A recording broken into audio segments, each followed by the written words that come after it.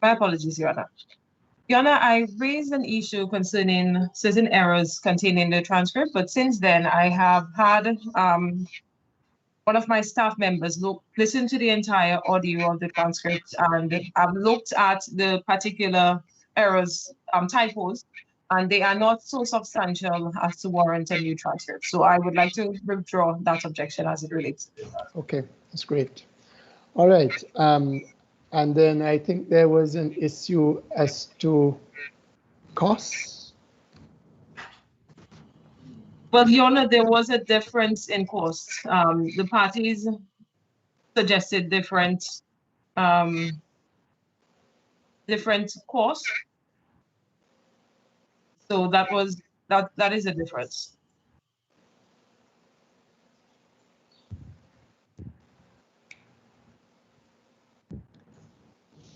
Your Honors, if I may, before we deal with the issue of cost, we did indicate to Council that we would be requesting an extension of time in respect of filing of the submissions by the appellants.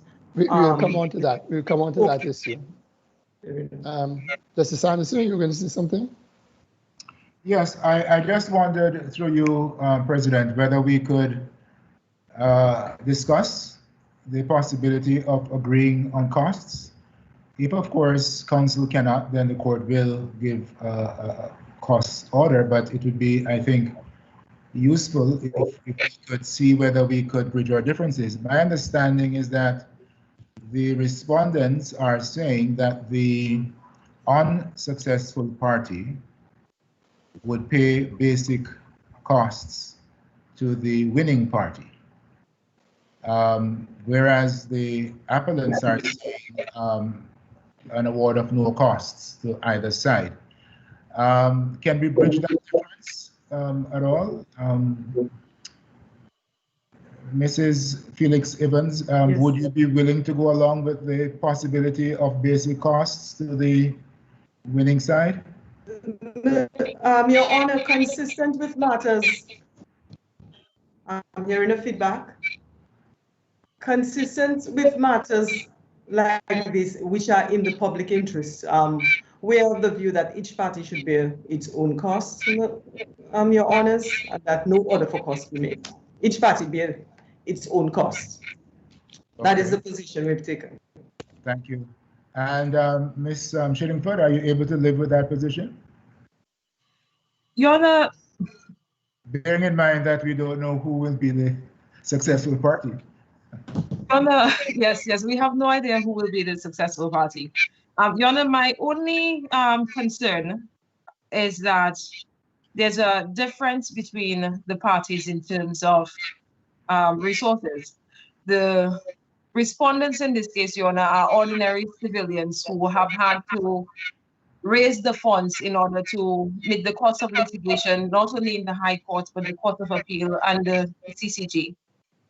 So, Your Honor, while something less than basic cost can be awarded, we believe, Your Honor, that seeing that the respondents are ordinary civilians and seeing that there's a disparity between the appellants and the respondents in terms of resources, we believe that if the respondents are successful, which I have every confidence they will be,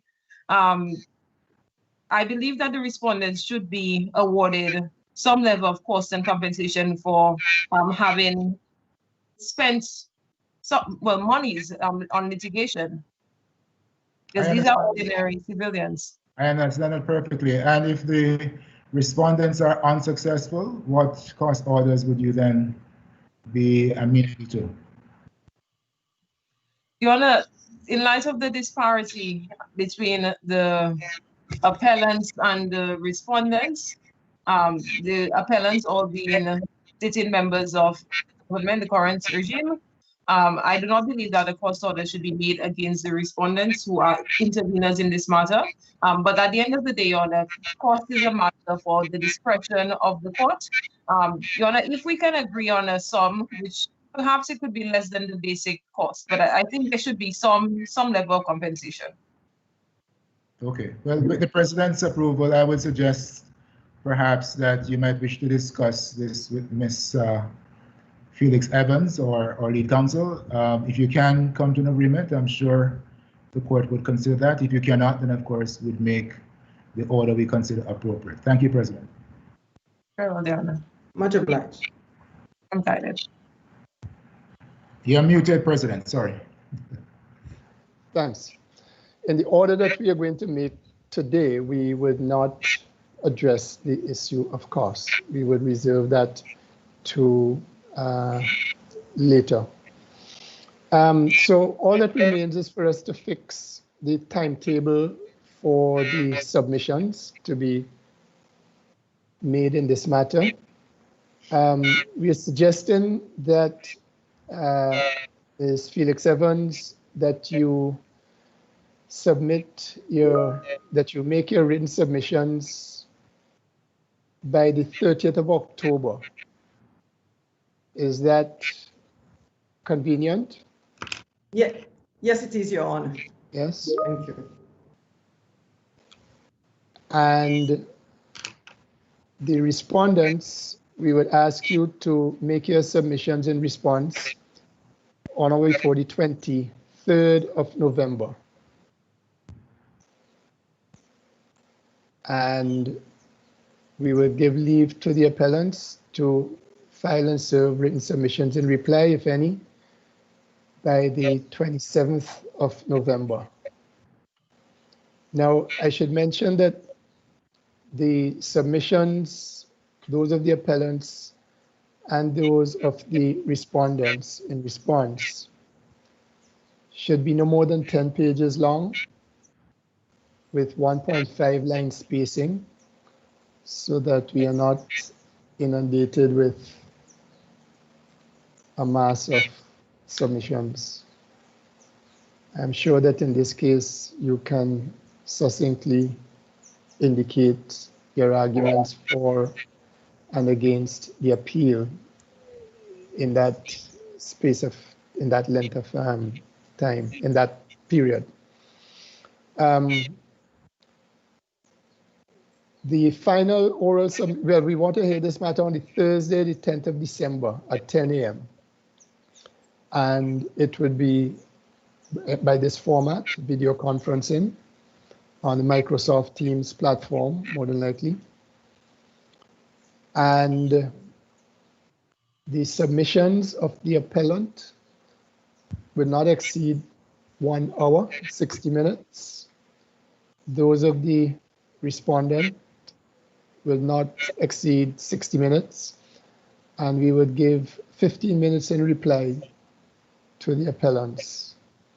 So the order that we would make is that, one, the appellants are to file and serve written submissions and lists of authorities, such submissions to be no more than 10 pages long with 1.5 line spacing on or before the 23rd of, on or before the 30th of October.